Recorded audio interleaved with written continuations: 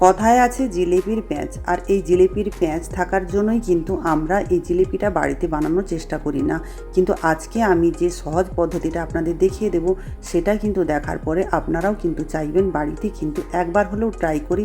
খুবই সহজ, প্রত্যেকেই কিন্তু এই জিলিপিটা বানিয়ে নিতে পারবে।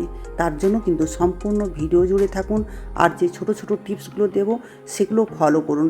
একদম দোকানের মতো হবে, 100% আমি গ্যারেন্টি দিয়ে বলতে পারি আপনাদের। জিলেপিটা যখন আমি ভেঙে নিচ্ছি তখন আওয়াজটা শুনে আশা করি আপনারা বুঝতেই পেরেছেন এটা কতটা পারফেক্ট হয়েছে। নমস্কার বন্ধুরা, আমি মহুয়া, কল্যাণী মায়ের রন্ধনশালাতে সবাইকে আরও একবার স্বাগত জানিয়ে আমি চলে এলাম সোজা একদম রেসিপিতে। প্রথমেই দেখে নিয়েছেন আপনারা, আমি 2 কাপ নিয়ে নিয়েছি চিনি মাপ করে, আর সেই কাপেরই মাপ করে দিয়ে দিলাম 2 কাপ জল। এখন গ্যাসের ফ্লেমটাকে আমি জ্বালিয়ে দিলাম, আর চিনি জলটা যখনই ফুটে উঠেছে তখনই আমি দিয়ে দিলাম সামান্য পরিমাণে কেশর। এই কেশরটা কিন্তু কালারটাও সুন্দর নিয়ে আসে, আর একটা সুন্দর এর ফ্লেভার থাকে, তাতে কিন্তু মিষ্টিটা খেতে ভীষণ ভালো লাগে। চিনি শিরাটা রেডি করতে করতে আমি চলে এসেছি এখন বেটারটা রেডি করব। এর জন্য আমি মাপ করে নিয়ে নিয়েছি 1 কাপ ময়দা। এই ময়দাতেই দিয়ে দিচ্ছি 1 চামচ ভরে একদম দেশি গাই ঘি। আপনারা চাইলে এখানে সাদা তেলও ব্যবহার করতে পারেন, তবে ঘি দিয়ে যদি মিষ্টি করা হয় ঘিয়ের টেস্টটা তো ভালো হয়, এটা প্রত্যেকেই জানেন। আর ঘিটাকে ভালো করে একটু ময়দার সাথে মেখে নিচ্ছি। এখানে ঘিয়ের মাপটা ঠিক আছে, আমি মুঠো করে দেখিয়ে দিলাম। তারপর আমি এখানে দিয়ে দিচ্ছি, দেখুন, অল্প অল্প করে জল। জলটা কিন্তু একসাথে আপনারা দিয়ে দেবেন না, ধীরে ধীরে জল দেবেন আর বেটারটাকে ভালো করে গুলিয়ে নেবেন। চিনির শিরাটা প্রায় রেডি হয়ে এসেছে, এই জন্য আমি এখন এখানেই দিয়ে দিলাম 1 চামচ লেবুর জুস। এই লেবুর জুসটা দিলে চিনির যে একটা ফেনা হয় সেই ফেনাটা কিন্তু থাকে না, আর লেবুর একটা রিফ্রেশিং স্মেল থাকে, সেটা কিন্তু ভীষণভাবে ভালো লাগে খেতে। আর এখানেই দিয়ে দিলাম সামান্য পরিমাণ ফুড কালার। এখন আমি দিয়ে দিচ্ছি সামান্য পরিমাণে এলাচ গুঁড়ো, আর দিয়ে দিচ্ছি 1 চামচ মতো গোলাপ জল।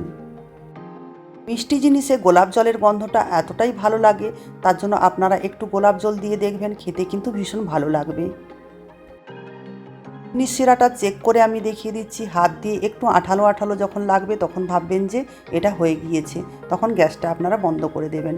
এতে কিন্তু তারের মতো হবে এরকম দরকার নেই, মিষ্টির যে শিরা হয় সেটা কিন্তু বেশি পাক লাগে না।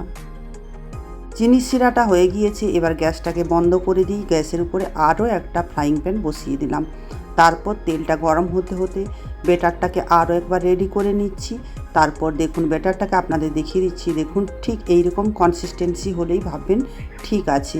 হাত দিয়ে দেখুন আমি চেক করে নিচ্ছি, ঠিক দেখুন একটা আরেকটার গায়ে লেগে যাচ্ছে না, মানে বেটারটা একদম ঠিক আছে। এখন আমি এখানেই দিয়ে দিচ্ছি 1 প্যাকেট ইনো, আর ইনোটা দেওয়ার পর বেটারটাকে ভালো করে আরও একবার মিশিয়ে নিলাম।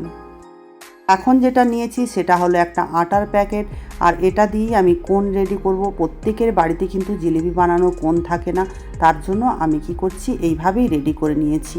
আর দেখুন প্যাকেটটাকে কিভাবে একটা গ্লাসের মধ্যে নিয়ে নিচ্ছি, এইভাবে আপনারা গ্লাসের মধ্যে মুড়ে নিয়ে নেবেন, তারপর বেটারটাকে ওর মধ্যেই ঢেলে দেবেন। বেটারটা রেডি করতে কিন্তু 1 কাপ মতো জল চলে গিয়েছে, আর যখন ইনোটা আপনারা দিয়ে দেবেন তখন কিন্তু আর বেশি টাইম ফেলে রাখবেন না, জিলিপিটাকে ভেজে নেবেন। তেলটাকে একটু টেস্ট করে নিচ্ছি, বেটারটা দিয়েছি আর ওপর দিকে সঙ্গে সঙ্গে উঠে গিয়েছে, মানে তেলটা একদম পারফেক্ট গরম আছে। প্যাকেটের কর্নারটাকে একদম ছোট্ট করে কেটে নিচ্ছি কাঁচি দিয়ে। আপনারাও কিন্তু একদম ছোট্ট করে কেটে নেবেন, বড় কাটা হয়ে গেলে কিন্তু ভালো করে আর জিলিপিটা বানাতে পারবেন না। আর এদিকে আসল ট্রিকটা দেখতেই পাচ্ছেন, আমি ওই গরম তেলের মধ্যে একটা ছান্তা দিয়ে দিয়েছি গরম হওয়ার জন্য।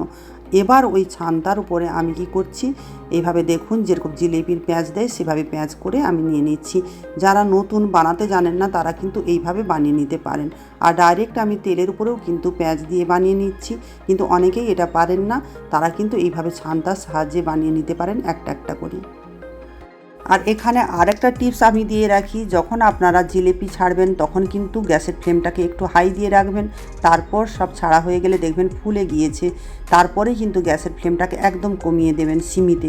সিমিতে যদি না ভাজেন তখন কিন্তু মুচমুচে হবে না জিলিপিটা, তার জন্য কোন সময় কিভাবে গ্যাসের ফ্লেমটাকে রাখতে হবে এটা আপনাদের দেখিয়ে দিলাম। কিছু টাইম রাখার পরে দেখুন ছান্তা থেকে কিন্তু জিলিপিটা সুন্দরভাবে উঠে গিয়েছে।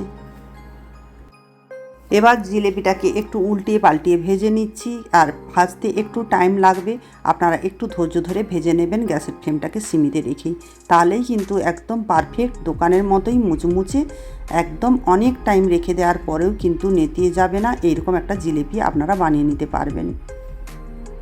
জিলেপিগুলো কিন্তু ভাজা হয়ে গিয়েছে, এবার ছান্তার সাহায্যে তেল ঝাড়িয়ে নিলাম আস্তে করে, তারপর চিনির যে শিরাটা, ওই শিরাতে কিন্তু গরম গরম অবস্থাতেই জিলেপিটা দিয়ে দিতে হবে।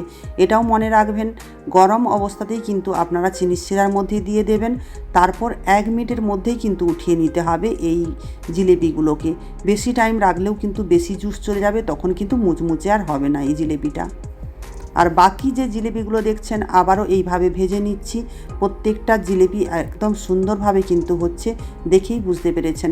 আর যারা এইভাবে পারবেন না তাদেরকে ওই টিপস দিয়ে দিলাম, ছান্তার মধ্যেই কিন্তু আপনারা ভাজবেন একটা একটা করে। জিলেপিটা ভাজতে ভাজতে একটা কথা বলে রাখি, যদি কোণ কাটতে গিয়ে আপনাদের ভুল হয়ে যায় তাহলে কিন্তু আপনারা ওই প্যাকেটের উল্টো দিকটা ছোট্ট করে আবার কেটে নেবেন, তাতেও কিন্তু আপনাদের এই ভুলটা আর থাকবে না, তখন সঠিকভাবে কিন্তু আপনারা জিলেপি ভেজে নিতে পারবেন। আর এদিকে কিন্তু মিষ্টির জুসে কিন্তু সুন্দরভাবে জিলেপিগুলো ফুলে গিয়েছে, আমি 1 মিনিটের মধ্যেই ছেঁকে তুলে নিয়ে প্লেটে সরিয়ে নিয়েছি।